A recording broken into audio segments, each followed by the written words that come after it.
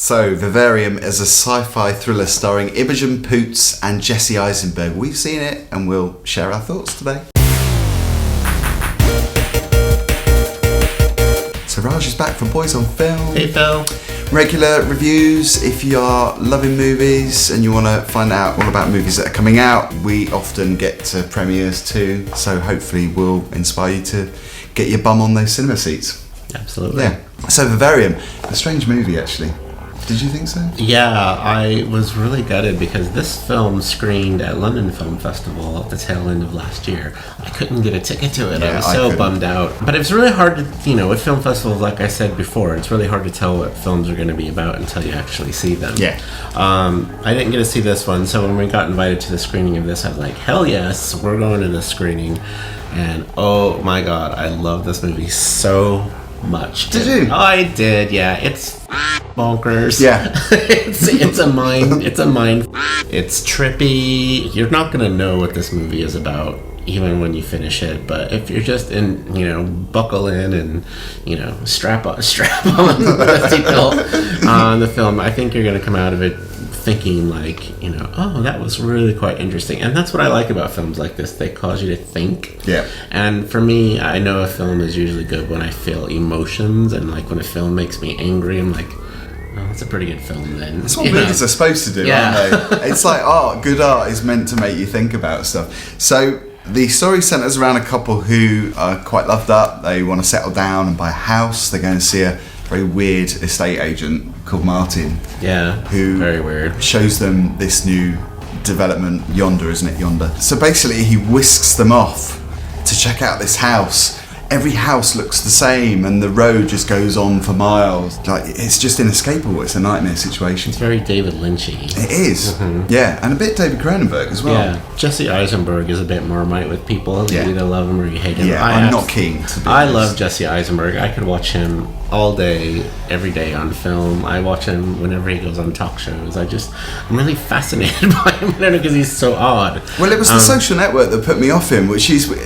It's stupid of me to say that because I know that the character's meant to be annoying. Yeah. That he plays. Obviously, he's meant to play this egotistical, kind of arrogant guy. But Zuckerberg. It put me off him as an actor, and that's a real shame because he's good in this. I don't think he is the star of this movie, though. No, Imogen Poots is amazing. Absolutely. Oh my god, she's amazing. She's really riding the wave of success right now. Yeah, too. and what is she like in her mid to late 20s or something? She really gives all in this performance, and it shows on her face as well, and it makes you think that she's beyond her years. Phil, I think we're totally avoiding what the movie is about because there's no absolute way to describe this. I remember the day after I was out with my friends in the pub and I was just talking about this movie, and you have to have drinks to talk about it because it's just so weird. I would totally see this movie again. I totally would. I think I would, because what I loved about it was that it didn't look like a big bucks movie. Yeah. It's what they did with it, because they made a really simple idea, a trippy experience. It does look like a lot of the scenes are shot in a studio, but obviously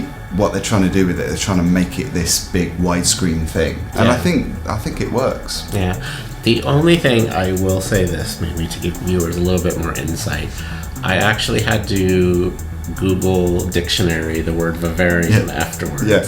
And it means living things are placed in artificial environments, and what happens out of that.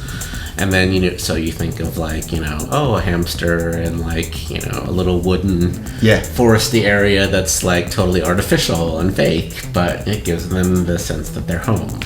This is what that movie is about, but there's got to be some deeper levels that we're just not getting at. It sums the movie up, though, doesn't it, that word? And I think that I'd have to see it again to try to dig down to what that next level of story is, because you're mind warped into just the outer layer of the movie, and it's there's got to be something else that's here. And both Imogen Poots and Jesse Eisenberg executive produced this film, so I think really they are the ones that are going to know the answers to this, and I'd be really curious when they go on the promo circuit for this movie, if it gets even a wide release.